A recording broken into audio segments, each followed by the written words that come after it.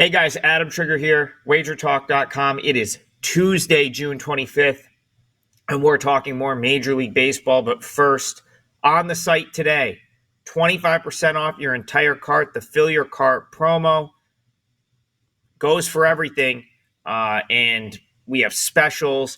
I believe Steve's the $2, and it's Fill to Win. Fill the number 2, WIN, 25% off your entire cart.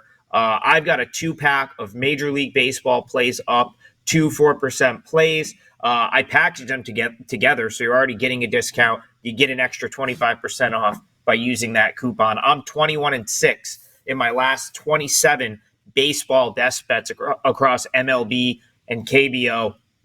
So it's been going well, and I hope that continues today.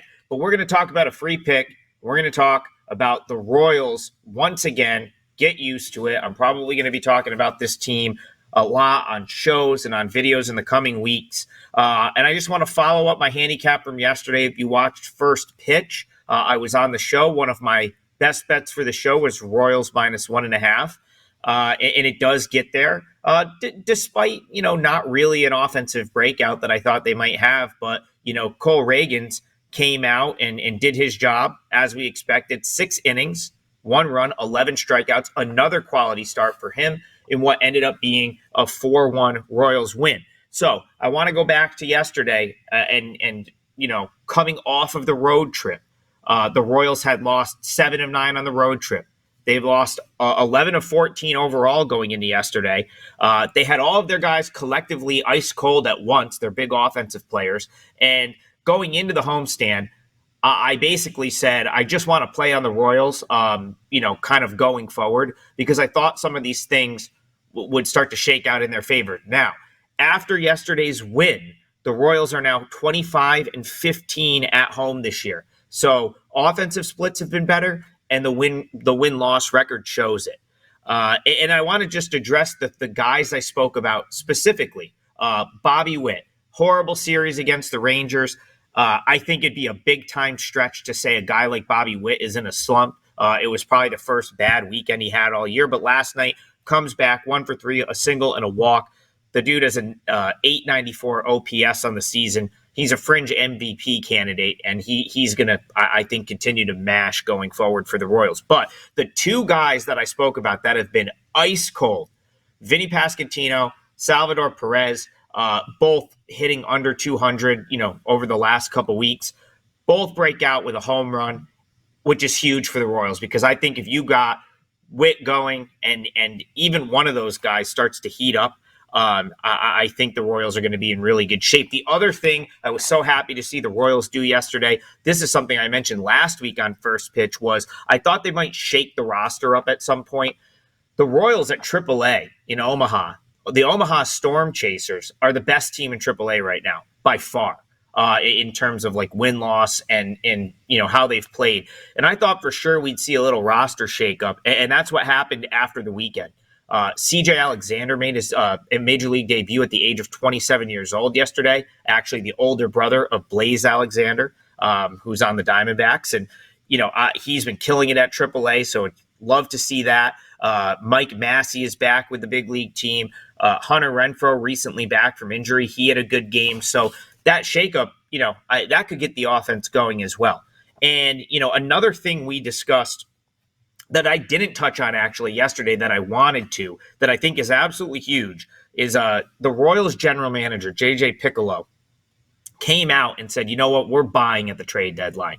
And the significance of that at the end of June, with a team that's been struggling and a team that hasn't had much success in recent years, I think kind of speaks volumes internally. You see a lot of GMs, they don't want to commit to that the last week in June, because a lot can go south in 3 weeks, right? And, you don't want to come out and go on record saying you're going to be a buyer. Then suddenly you're 8 games back, trade deadline comes, and it's like, you have to backtrack that statement. But he came out and said we owe it to guys like Salvador Perez, the only guy that's still here from, I believe, the 2015 World Series team, guys like Bobby Witt, who, kind of committed to the organization long term. And I think that's, that combined with coming back home, that's got to get the team fired up. And I just think you're going to see a more energized brand of baseball from the Royals, something we didn't really see on their road trip. Now, the other thing that's been an issue is the hitting was slumping and the pitching was slumping. And I talked about it not really being Reagan's fault, but starter ERA was up over 5 for the month of June. Again, Cole Reagans was one of the guys that had been consistently good. Today, with Lugo, who I think you could say he contributed to that high ERA with a couple of starts in the early part of the month. But since then, he's definitely sort of right the ship. Last 2 starts, a win over the Dodgers, easily the highlight of the road trip for the Royals. And then last time out, pitches into the 7th inning, 6 2/3, just 2 runs, 8 strikeouts against the A's. Seth Lugo on his way to a career year, 10-2, 2.42 ERA at 6th in Major League Baseball. Amazingly, he's 3rd in Major League Baseball in innings pitched. This is a guy that was a reliever converted to a starter. So to see him up there 3rd in innings pitched is pretty impressive, and to have that 2.42 ERA, 1.07 WHIP, back-to-back quality starts, and I'll be shocked if he doesn't get another one here. The Marlins offensively just absolutely dreadful. 29th in Major League Baseball in runs per game. And OPS. They've been the worst run-scoring team so far in June. The only team worse across the board offensively is the White Sox. So I got to think that Lugo, someone that the Marlins did not have any success against when he was in the NL East with the Mets. I think Lugo's going to have a good game here. On the other side, it's Yonny Chirinos. I actually like Chirinos. He's a guy that I backed last week. That I think has been a pretty consistent guy at AAA. I think he'll be give them a professional effort at the big league level. But the reality is Chirinos, I think he's like 30, 31 at this point, a little bit of an aging veteran. He's really only up there because I think the Marlins have like 7 or 8 starting pitchers on the IL, maybe pitchers in total on the IL right now. So Chirinos is kind of up there. He's a guy that's probably only going to go 5 innings. His last start, which I thought was good, 5 innings, scattered 8 hits, gave up 2 runs, struck out 6. That's a really good start. But again, I'm willing to bet on the Royals and the Royals offense being able to get the job done, even if Chirinos has decent stuff tonight. And then you're still going to need probably 4 innings from the Marlins bullpen, which just hasn't been great either. So for me, yes, the Marlins are bad, but this is entirely a bet on the Royals, something I will continue to look to do.